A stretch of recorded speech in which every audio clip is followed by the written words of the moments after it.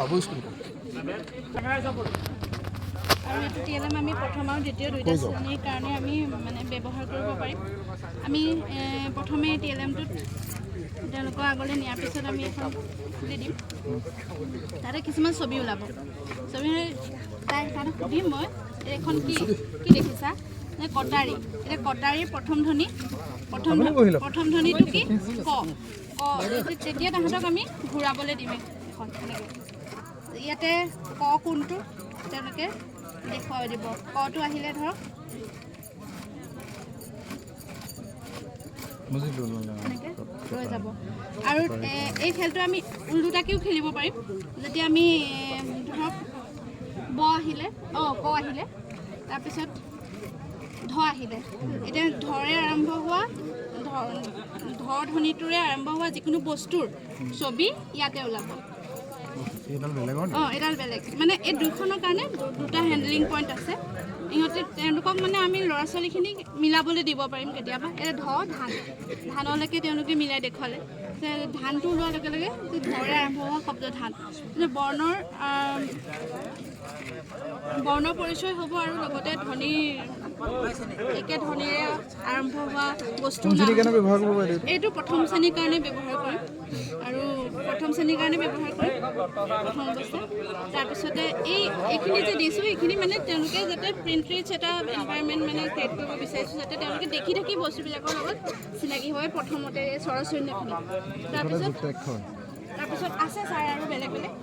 তাৰপিছত আমি তাৰ লগতে তাৰপিছতে আমি এইটো ইউজ কৰিম মানে স্বৰচিহ্নবোৰৰ ব্যৱহাৰ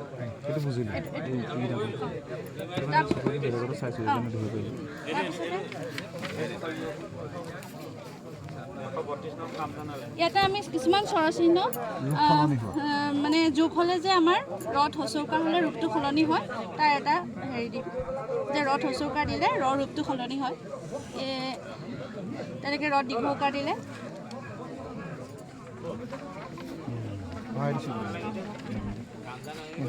বহুত জেগা আছে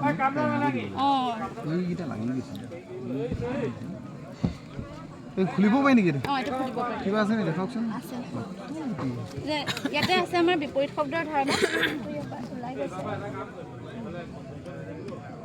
মানে সহজে নেভাঙে কিন্তু ওলাই গ'লে ৰাতি দিন নিজে ঘূৰাই চাব পাৰিব ভাল বেয়া তাৰপিছত এইফালে আমি ৰাখিছোঁ শেষৰ ধ্বনি একে হোৱা শব্দ তাল অসুবিধা পাব সেইকাৰণে আমি ইনষ্ট্ৰাকশ্যন দিম আৰু এটা শিকাওঁতে আমি এখন বন্ধ কৰি ৰাখিম আকৌ এইটো শিকাওঁতে আমি এখন বন্ধ কৰি ৰাখিম আমি প্ৰথমতে আমি শেষৰ ধ্বনি একে হোৱা শব্দ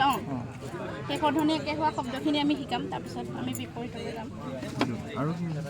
তাৰপিছত ছাৰ ইয়াতে আছে কিছুমান পিকচাৰ কঠোৰ অকণমান এই ছবিখিনি ধৰক ইয়াতে আমাৰ বেলেগ বেলেগ কালাৰ কৰা আছে প্ৰতিটো কিউবৰ ছখন পিঠিত 6টা কালাৰ কৰা আছে আৰু প্ৰতিটো একে কালাৰৰ পিঠিখিনি আমি এবাৰত উলিয়াম তাৰপিছত আমি প্ৰথম শ্ৰেণী আৰু দ্বিতীয় শ্ৰেণী যিকোনো মানে শ্ৰেণীতে আমি এইটো খেল খেলাব পাৰিম যে ইয়াতে কিছুমান চৰাইৰ নাম আছে তোমালোকে বাছি দিবা মানে সাজিব এইটো অকল চৰাইৰ নামেই আছে এই নীলাখিনিত অকল চৰাইৰ নাম আছে তাৰপিছত যেতিয়া ক'লাখিনি ওপৰতে থাকিব তেতিয়া তাতে ফুলৰ নাম ওলাব তেনেকৈ হালধীয়াখিনিত ফল মূলৰ নাম ওলাব তেনেকৈ এই গ্ৰীণ কালাৰটো ওলালে জীৱ জন্তুৰ নাম ওলাব তাৰপিছত ৰেডটো ওলালে ফল মূলৰ নাম ওলাব চবতে বেলেগ বেলেগ শব্দ হ'ব এই গোটেইখিনি আপোনালোকে মানে হেৰি কৰি চালে গম পাব তাৰপিছত এইফালে জ্যোতি চিহ্নৰ লগত এটা চিনাকি মানে তেওঁলোকক চিনাকি কৰিবৰ কাৰণে এনেকৈ মানে মই হেৰি আকাৰে অকণমান মোৰ নাম দাৰি গপচত বহি থাকোঁ বাক্য প্ৰয়োগ কৰি মানে তেওঁলোকক শিকাবৰ কাৰণে আৰু সোনকালে মনত ৰ'বৰ কাৰণে প্ৰশ্নবোধক মোৰ নাম প্ৰশ্ন সোধা মোৰ কাম এতিয়া কোৱা মোৰ নাম কি তাৰপিছত দাৰি প্ৰশ্নবোধক